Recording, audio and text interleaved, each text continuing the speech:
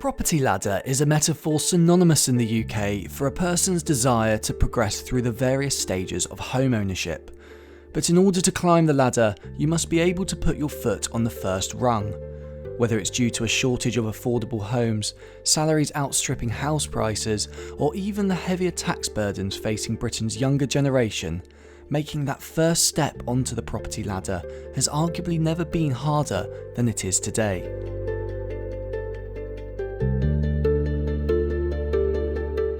Amy Domenica's situation is one that is not uncommon. Brought up in social housing, Amy holds down a stable job in London on a good wage, but with little hope of saving the money required for a deposit on a house.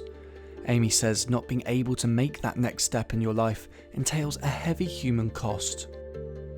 I think it's a really underhand, insidious feeling that you don't realise it's having such an impact on your life. Being able to have choice over things like that is huge. And I think in terms of having children and advancing in that way, or staying in different relationships, because obviously if you are in a relationship, it's much easier to afford rent.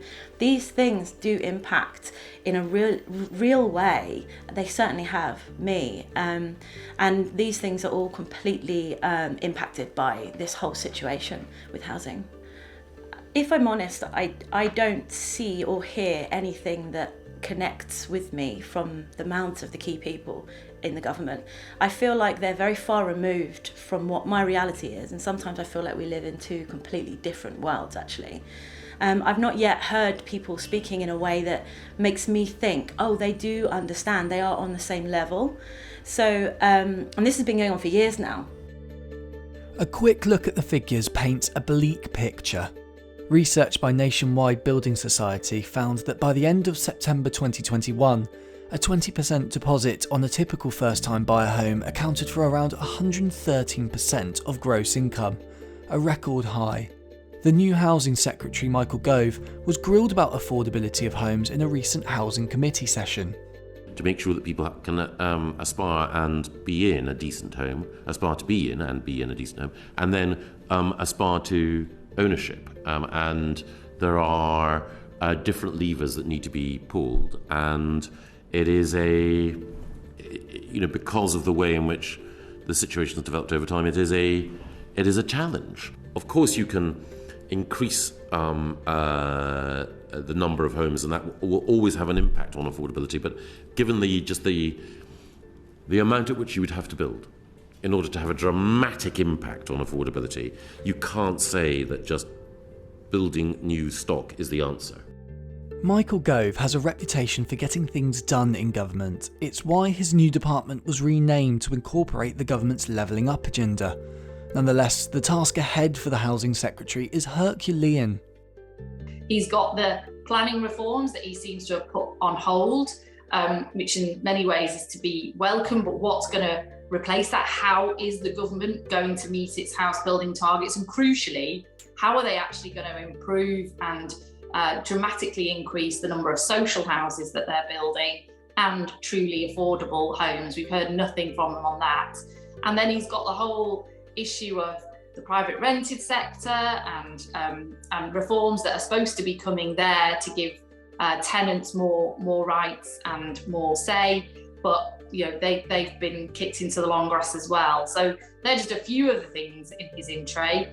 Expectations are high. He has put a few things on hold, but what we can't see is them just being put on hold only for them to come back with some of the same tried and tested and failed approaches to address these things in the past.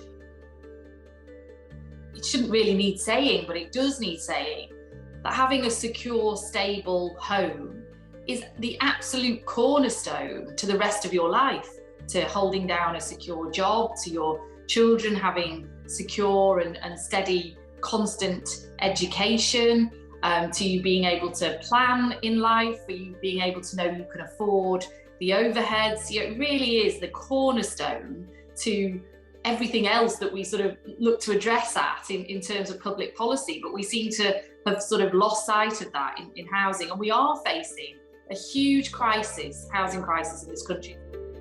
It's not just buying a home that is the problem. Around 20% of the UK's population privately rent.